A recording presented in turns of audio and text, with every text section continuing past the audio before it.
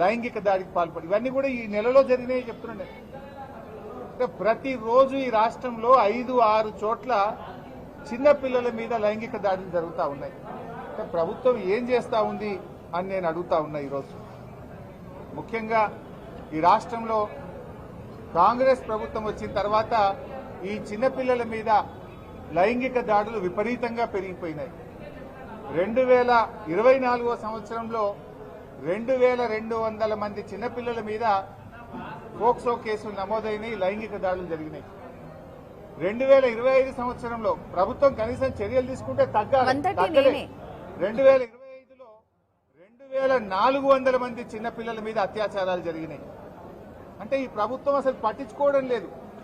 ప్రతి సంవత్సరం పోక్సో కేసులు పెరుగుతా ఉన్నాయి. ఇది నేను చెప్తున్న లెక్క కాదు, అఫీషియల్ డాటా. ఎన్సీఆర్బీ డాటా ప్రకారంగానే తెలంగాణ రాష్ట్రంలో రోజు రోజుకు చిన్నపిల్లల మీద అత్యాచారాలు పెరుగుతా ఉన్నాయి. సంవత్సరానికి కేసులు పెరుగుతా ఉన్నాయి. అంటే ఈ ప్రభుత్వం పట్టించుకోవడం లేదు. ఆనాడు కేసీఆర్ గారు ప్రత్యేకంగా మహిళల కోసం ఒక అడిషనల్ డీజీ ర్యాంకులో ఉమెన్ వింగ్ ను పెట్టి, షీ టీమ్స్ ను పెట్టి అనేక చర్యలు తీసుకున్నారు. ప్రతి జిల్లాలో కూడా భద్రతా టీమ్స్ పెట్టారు. కానీ ఈ ప్రభుత్వం దాన్ని నిర్లక్ష్యం చేసింది.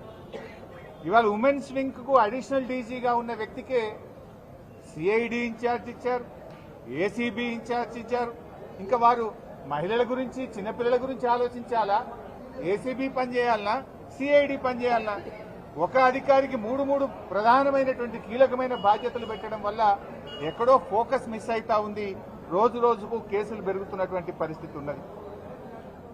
ఇవాళ ఈ రాష్ట్రంలో పరిస్థితి లా అండ్ ఆర్డర్ పూర్తిగా కుప్పకూలిపోయింది.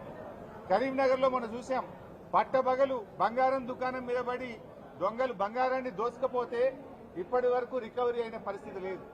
హైదరాబాద్ నడిబొడ్డున అడిషనల్ డీజీపీ వినయ్ రంజన్ రే గారి ఇంటిలో అర్ధరాత్రి ఆయన భార్యను చంపి నగలుతో ఉడాయిస్తే ఇయాలటి వరకు వాళ్ళని పట్టించుకున్నది, దొంగల్ని పట్టుకున్నది లేదు, రికవరీ అయింది లేదు. అంటే ఈ ప్రభుత్వం అసలు హైదరాబాద్ నడిబొడ్డున జరిగినా దిక్కు లేదు. కరీంనగర్ కలెక్టర్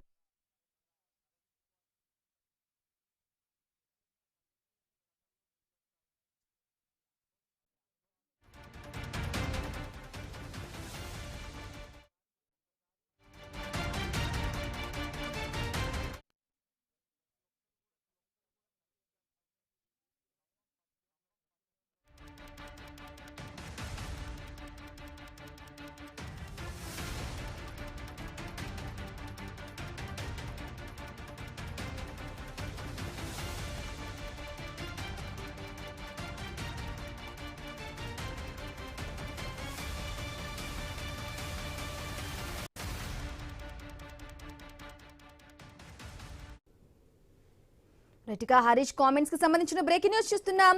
ఖమ్మంలో 12 ఏళ్ల బాలికపై అఘాయిత్యం మీద జరిగింది. ఈ నేపథ్యంలో నిమ్స్ లో బాలిక చికిత్స పొందుతుంది. ఇక నిమ్స్ లో చికిత్స పొందుతున్న బాలికను పరామర్శించారు మాజీ మంత్రి హరీష్ రావు.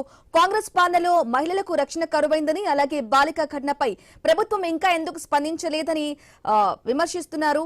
అలాగే హైదరాబాద్ నిమ్స్ లో చికిత్స పొందుతున్న 12 ఏళ్ల బాలికను మాజీ మంత్రి హరీష్ రావు పరామర్శించారు. ఖమ్మంలో 12 ఏళ్ల బాలికపై అఘాయిత్యం కాంగ్రెస్ ప్రభుత్వం ఎందుకు ఇంకా స్పందించలేదని కూడా ప్రశ్నించారు హరీష్ రావు. అలాగే కాంగ్రెస్ ప్రభుత్వం వచ్చాక రోజుకు 5 నుంచి 6 వరకు ఫోక్సో కేసులు కూడా నమోదవుతున్నాయని హరీష్ రావు చెప్పారు.